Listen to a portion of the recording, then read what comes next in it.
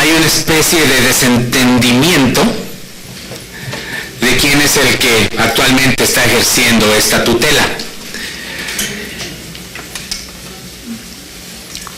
Es el Poder Ejecutivo el que tutela, por ejemplo, a través del Secretario de Gobernación, RTC, que es el que se encarga de velar por algunos aspectos fundamentales, obligaciones y restricciones muy claras establecidas en la ley.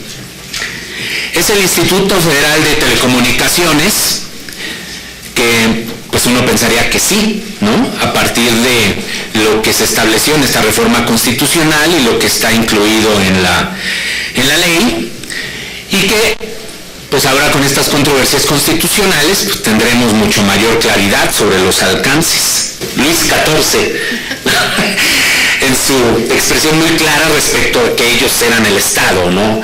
Y en este caso pues los concesionarios son los que tendrían que tutelar, bajo esta visión, los derechos de las audiencias a través de su defensora de las audiencias. Fíjense que en el 2013, como ustedes recordarán, pues se aprobó esta reforma constitucional y para el año siguiente ya teníamos la ley secundaria.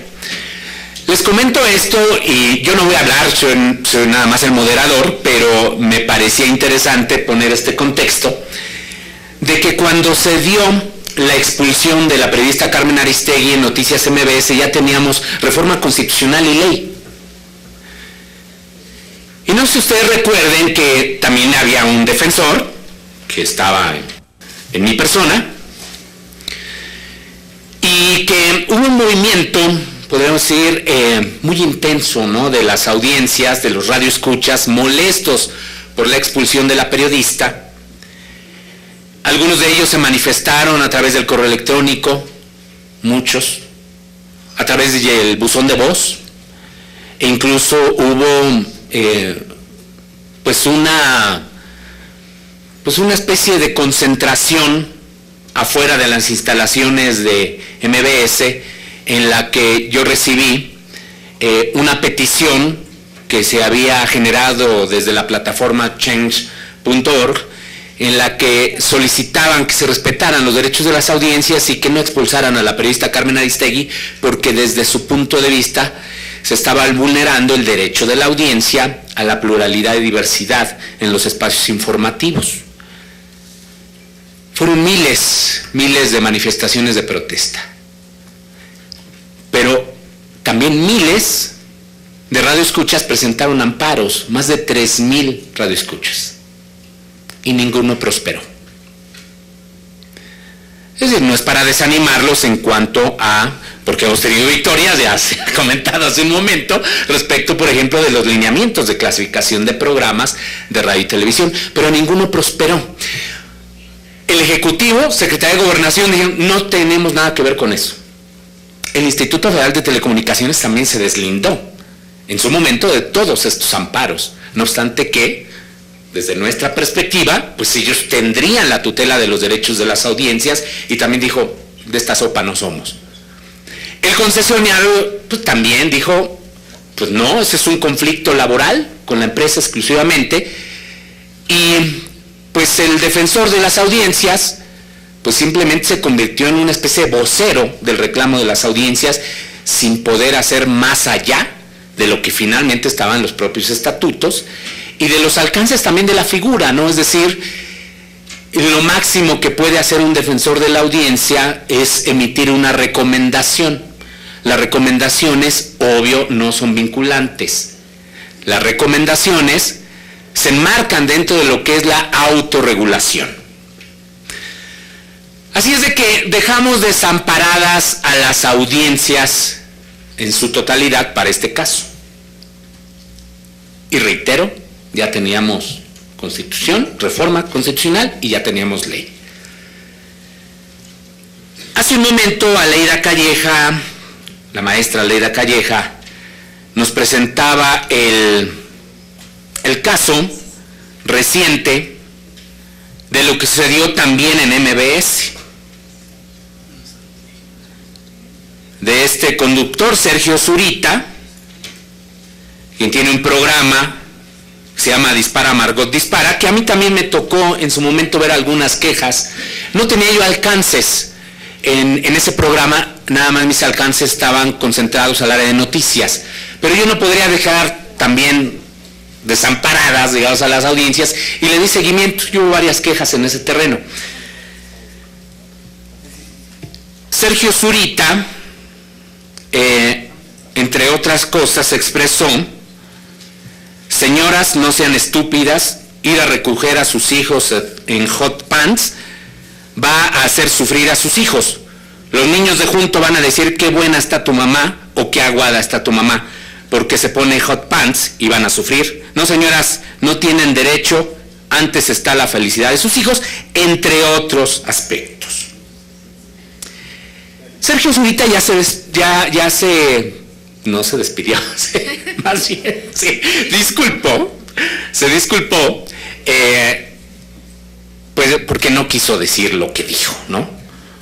Lo cual ya era una práctica frecuente, pues, en ese espacio informativo, que en efecto no es informativo, es una revista, ¿no? Es algo que, pues, se acerca a lo cómico, el entretenimiento, en fin. Y hasta ahí llegó. Es decir, es un caso de vulneración de las audiencias, de uno de los derechos de las audiencias, y que tiene que ver con el no sexismo, con la no discriminación, con la equidad de género, con el respeto a las audiencias. Y en ese caso, me preguntan vía Twitter, pues sí, le preguntan a un defensor en funciones, ¿qué hacemos? ¿Y qué le responde uno? ¿Vayan al IFT? No les van a apelar, aunque quizás ya ahorita nos diga algo distinto la maestra Prudencio. ¿Van a RTC, a Gobernación? Pues pueden ir, ¿no? Pues presentar una queja, pero no creo que vaya a prosperar. ¿Van al defensor de la Cámara Nacional de la Industria Radio y Televisión? Que entre sus afiliadas están las estaciones de MBS, para que le dé seguimiento a su queja el defensor de la CIRT. Pues por los antecedentes que al menos públicos conocemos, que no son ninguno, prácticamente, pues vamos a decir que está también en un vacío en la Defensoría. ¿Qué nos queda? ¿El Instituto Nacional de las Mujeres, quizás? ¿El Consejo Nacional para Prevenir la Discriminación? ¿Se dan cuenta el desamparo? Pues en el que se coloca las audiencias hoy día, no obstante que tenemos reforma y ley, y de que los derechos de las audiencias están vigentes, son de pleno derecho. Pero estamos con el que todo el mundo se lava las manos, ¿no? Bueno, valga este antecedente para que ahora sí nuestros invitados platiquen al respecto de esta materia.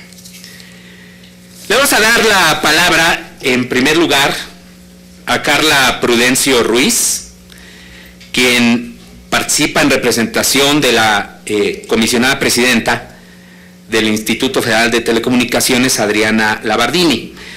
Carla Prudencio Ruiz es licenciada en Derecho por el CIDE, fue oficial administrativa en el primer tribunal colegiado del primer circuito en materia penal del Poder Judicial de la Federación.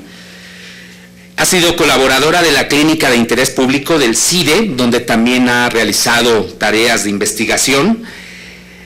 Coordinadora de varios proyectos comunitarios, uno de ellos es el de la Fundación de la Reserva de Biosfera, y pues ya tiene algunos años trabajando como directora de área en la oficina de la comisionada Adriana Labardini en el Instituto Federal de Telecomunicaciones, y hemos leído, por cierto, algunos artículos que has escrito en Animal Político, también muy interesantes. Carla, pues tienes la palabra. Hola, muchas gracias. Primero que nada quiero extender una disculpa de parte de la comisionada Adriana Labardini, porque tuvo que atender otras cosas con su nuevo cargo ahora de presidenta del instituto. Ella dejó un mensaje que quisiera leer de manera íntegra, en el que da como un pequeño posicionamiento sobre estos temas. Agradezco mucho la invitación del Senado de la República y a la maestra Adriana Solórzano Fuentes, presidenta de la Asociación Mexicana de la Defensoría de las Audiencias, para participar en este foro. Lamento no poder estar con ustedes de manera presencial en tan magno evento, pero ahora en calidad de presidenta suplente tuve que representar al instituto en otro foro. Como saben, considero de suma importancia el tema que los convoca el día de hoy, por lo que he decidido compartirles unas palabras para su reflexión. Celebro que se abra un espacio al diálogo y discusión sobre un tema tan trascendente como lo es el derecho de las audiencias y aplaudo de manera especial que sea un diálogo abierto y de múltiples partes, en el que participan senadores, senadoras, distinguidos miembros del Poder Judicial, especialistas, académicos, académicas y diversas asociaciones de importante trayectoria en la defensa de estos derechos. El tema es relevante, sobre todo porque la protección de los derechos de las audiencias se encuentra consagrada en la propia Constitución y la garantía de tutela efectiva de los mismos es una tarea ineludible del Estado mexicano en todos sus ámbitos. El mandato constitucional no se puede ni se debe soslayar. Por esta razón, resulta indispensable establecer de manera clara qué papel tiene cada uno de los actores en la tutela y protección de estos derechos fundamentales, en aras de que cada parte actora pueda asumir la obligación que le corresponde y actuar al respecto de manera eficaz, oportuna, racional y proporcional. En la actualidad, existe incertidumbre sobre cuál será el futuro de las atribuciones que originalmente el Congreso de la Unión le otorgó al Instituto Federal de Telecomunicaciones para la protección de estos derechos, y respecto al alcance de los lineamientos generales sobre la defensa de las audiencias. Para poder dilucidar lo anterior, existen controversias constitucionales pendientes de resolver por parte del Poder Judicial y la aprobación de una reforma a la Ley de Telecomunicaciones y Radiodifusión que hoy los une en este foro. Es claro que este limbo no otorga beneficios a ninguno de los actores involucrados en la protección de estos derechos y, por desgracia, las que más se ven afectadas son las audiencias de los sectores de telecomunicaciones y radiodifusión, pues la indefinición no traza caminos ni mecanismos claros, aunque he de decir que existen, para la exigencia y el disfrute de estos derechos. Lo que esta soberanía habrá de analizar como Cámara Revisora es si la autorregulación a través de un código de ética es un mecanismo idóneo de tutela efectiva y si el Estado puede renunciar a su obligación de garante de estos derechos humanos para delegarla a los particulares prestadores de servicios públicos en sustitución del Estado.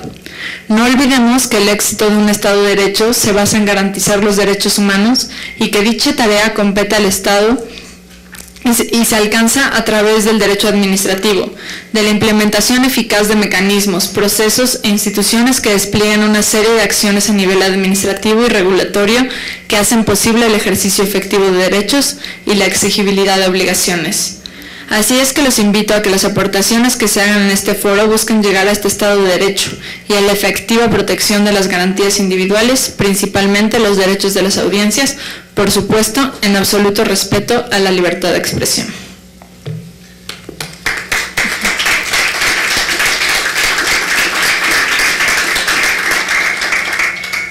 Muchas gracias Carla Prudencio por la lectura de este mensaje. Carla también se ha metido mucho en los temas de derechos de las audiencias. Hemos estado en algunas mesas, ¿te acuerdas? En una que estuvimos allá en el canal del Congreso. O sea que hay elementos para que después ella pueda responder, quizá no a nombre del instituto, ¿no? Sí, pero sí como especialista y como seguidora simpatizante de estos temas. Pero bueno, ahí está colocado uno de los aspectos pues fundamentales, ¿no? Hasta dónde quiere llegar el Senado en relación con esto.